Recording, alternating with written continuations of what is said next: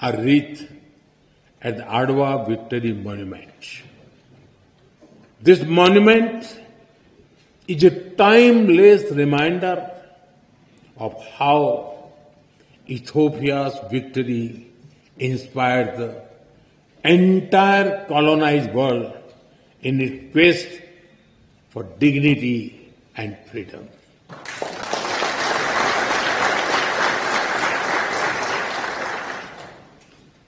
And in these times of conflict and uncertainty, it is a reminder that the people of the global South can stand up for themselves.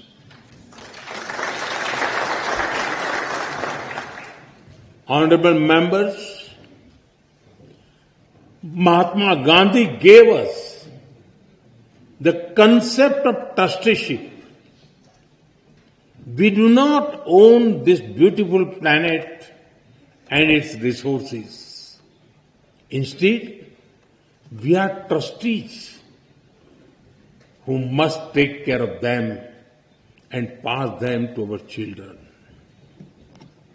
The spirit of trusteeship that guides India's Ek Ped Maa Ke Naam, a tree for mother.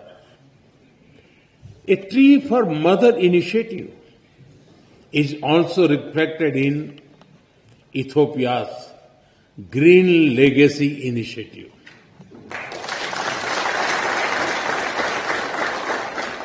Both our nations believed in caring for Mother Earth.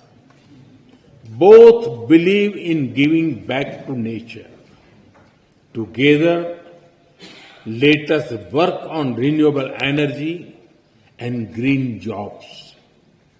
Let us work on disaster-resilient infrastructure and biofuels. And let us raise a strong voice for climate justice. India will be happy to support Ethiopia's effort to give a powerful voice to the global South at COP32 in 2027.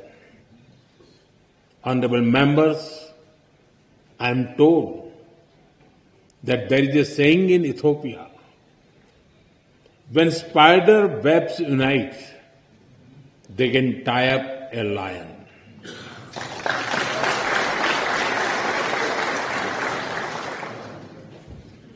We too believe in India that मन मिले तो पर्वत भी रास्ता दे देते हैं.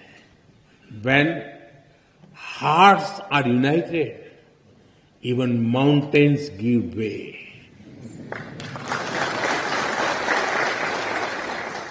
Indeed, solidarity is a strength and cooperation is power. And today, as nations of the global South, as ancient civilization, as friends, India and Ethiopia are standing together.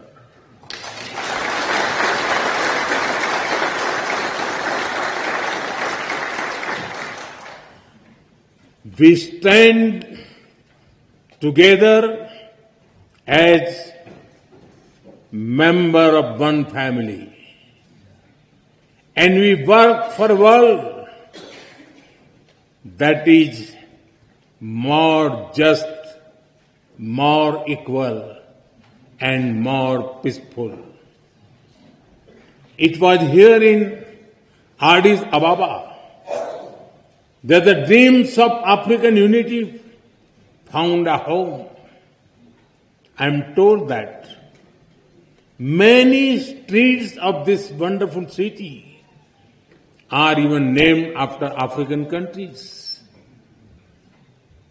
On the other side of the Indian Ocean, it was in New Delhi that India was honored to welcome the African Union as a permanent member of the G20.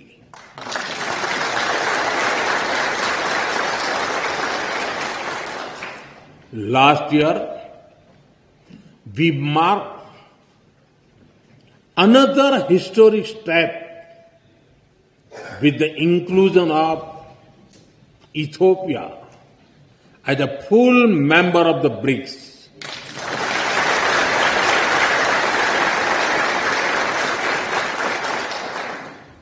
In fact, over the 11 years of my government, the connection between India and Africa has grown many-fold. During this period, we have exchanged more than 100 visits at the level of head of the states and governments. Honorable members, the Global South is writing its own destiny, and India and Ethiopia share a vision for it. Our vision is of a world where the Global South rises not against anyone, but for everyone.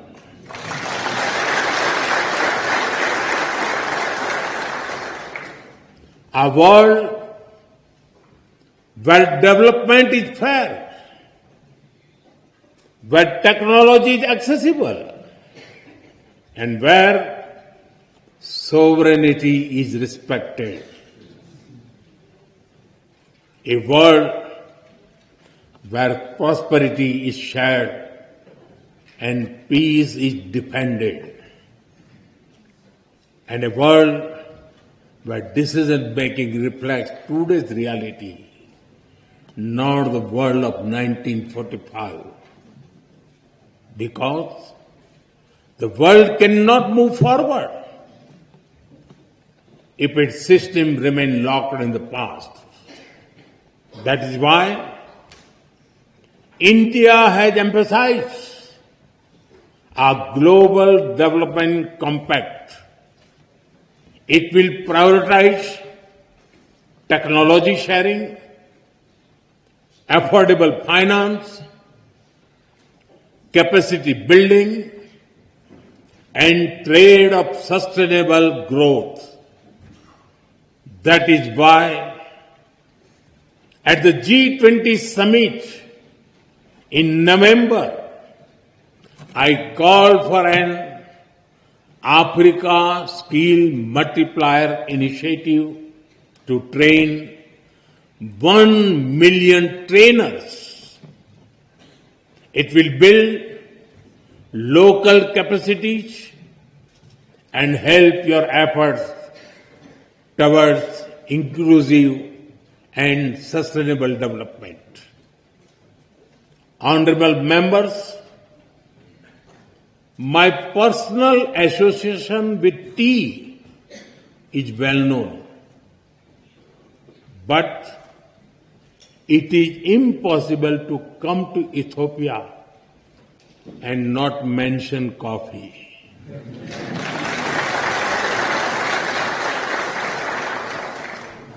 It is one of your greatest gifts to the world. In an Ethiopian coffee ceremony, people sit together, time slows down, and friendship deepens.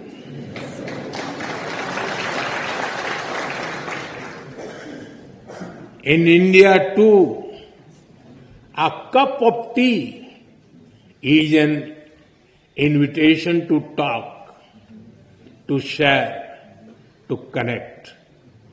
And just like Ethiopian coffee and Indian tea, our friendship is brewing strongest. Today, I stand before you among sisters and brothers with a deep sense of gratitude and bright hope for the future. The future is calling, and India and Ethiopia are ready to answer. Honorable members, as I conclude, I give you my word that we will work together as equals.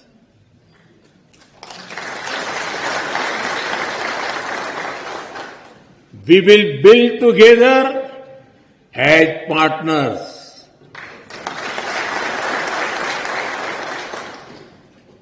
And we will succeed together as friends.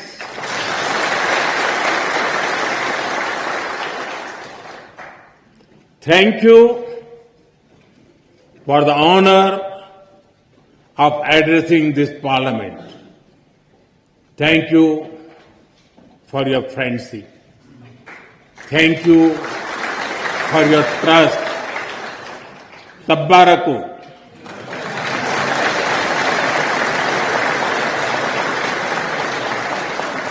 Dena hunnu.